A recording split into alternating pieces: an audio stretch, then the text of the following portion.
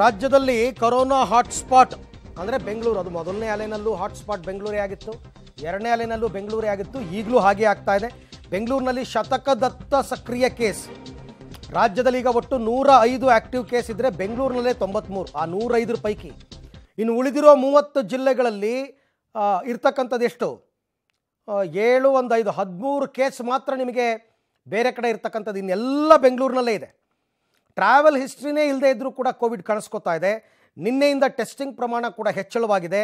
ನಿನ್ನೆಯಿಂದ 1500 ಟೆಸ್ಟಿಂಗ್ ಹೆಚ್ಚಳದಿಂದ ಸೋಂಕು ಹೆಚ್ಚಳ ಸಾಧ್ಯತೆ ಆಗುವಂತಹ ನಿರೀಕ್ಷೆ ಇದೆ. ಈ ಬಗ್ಗೆ ಮತ್ತಷ್ಟು ಮಾಹಿತಿ ನನ್ನ ಕೊಲ್ಲಿಗ್ ಲೋಕೇಶ್ ಅವರಿಂದ ಪಡಿತಾ ಹೋಗೋಣ.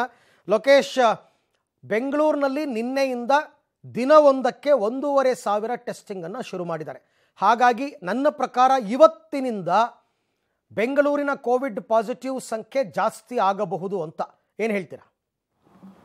ಅರವಿಂದ್, ಖಂಡಿತವಾಗೂ ಇವತ್ತಿಂದ ಬೆಂಗಳೂರಿನಲ್ಲಿ ಕೋವಿಡ್ ಕೇಸ್ಗಳ ಸಂಖ್ಯೆ ಜಾಸ್ತಿ ಆಗುವ ಸಾಧ್ಯತೆ ಇದೆ. ಕಾರಣ ಕೋವಿಡ್ ಟೆಸ್ಟ್ ಈಗಾಗಲೇ 1500 ಟೆಸ್ಟ್ ಮಾಡ್ತಾ ಇರೋದ್ರಿಂದಾಗಿ ಸಹಜವಾಗಿ ಕೇಸ್ಗಳ ಸಂಖ್ಯೆ ಏರಿಕೆ ಆಗುವಂಥದ್ದು ನಮಗೆ ಕಂಡು ಬರುತ್ತೆ. ಅದಲ್ಲದೆ ಆಕ್ಟಿವ್ ಪ್ರಕರಣಗಳ ಸಂಖ್ಯೆಯಲ್ಲೂ ಕೂಡ ಈಗ ಶತಕವನ್ನು ದಾಟ್ತಾ ಇದೆ ಅಂತಲೇ ಹೇಳ್ಬೋದು. ರಾಜ್ಯದ ಒಟ್ಟು ಆಕ್ಟಿವ್ ಪ್ರಕರಣಗಳಲ್ಲಿ ಬೆಂಗಳೂರಿನಲ್ಲಿ 93 ಆಕ್ಟಿವ್ ಪ್ರಕರಣ ಇದ್ದು ಇವತ್ತು ಕೇಸ್ಗಳ ಸಂಖ್ಯೆ ಹೆಚ್ಚಾಗಿ ಬರೋ ಕಾರಣದಿಂದಾಗಿ ಅದು 100ರ ಗಡಿ ದಾಟುತ್ತೆ ಅನ್ನುವಂಥದ್ರಲ್ಲಿ ಯಾವುದೇ ರೀತಿಯ ಅನುಮಾನ ಇಲ್ಲ. ಕರ್ನಾಟಕ ಹೇಗೆ ದೇಶದಲ್ಲಿ ಆಕ್ಟಿವ್ ಪ್ರಕರಣಗಳ ಸಂಖ್ಯೆಯಲ್ಲಿ 2ನೇ ಸ್ಥಾನದಲ್ಲಿ ಇದೆಯೋ ಅದೇ ಮೆಟ್ರೋಪಾಲಿಟನ್ ಸಿಟಿಗಳ ಪಟ್ಟಿಯಲ್ಲಿ ಬೆಂಗಳೂರು ಕೂಡ 2ನೇ ಸ್ಥಾನದಲ್ಲಿ ಇರುತ್ತೇನೆ ಅನ್ನುವಂಥ ಆತಂಕ ಈಗ ಎದುರಾಗಿರುವಂಥದ್ದು. ಈ ನಿಟ್ಟಿನಲ್ಲಿ ಬೆಂಗಳೂರಿನಲ್ಲಿ ಕೋವಿಡ್ ನಿಯಂತ್ರಣಕ್ಕೆ ಒಂದಷ್ಟು ಮುನ್ನೆಚ್ಚರಿಕಾ ಕ್ರಮವನ್ನು ತೆಗೆದುಕೊಳ್ಬೇಕಾಗುತ್ತೆ. ಜನರು ಜಾಗೃತಿಯನ್ನು ವಹಿಸಬೇಕಾಗತ್ತೆ. ಟ್ರಾವೆಲ್ ಹಿಸ್ಟ್ರಿ ಇಲ್ದಿದ್ರು ಈಗ ಸೋಂಕು ಹೆಚ್ಚಾಗ್ತಾ ಇರೋದು ಆತಂಕವನ್ನು ಮೂಡಿಸ್ತಿರುವಂಥದ್ದು. ಪ್ರತಿ PHC ಸೆಂಟರ್ಗಳಲ್ಲಿ ಬರುವಂಥ ರೋಗಿಗಳಿಗೆ ಟೆಸ್ಟ್ ಮಾಡಿದಾಗ ಅಲ್ಲಿ ಕೂಡ ಪಾಸಿಟಿವ್ ಆಗ್ತಾ ಇದೆ.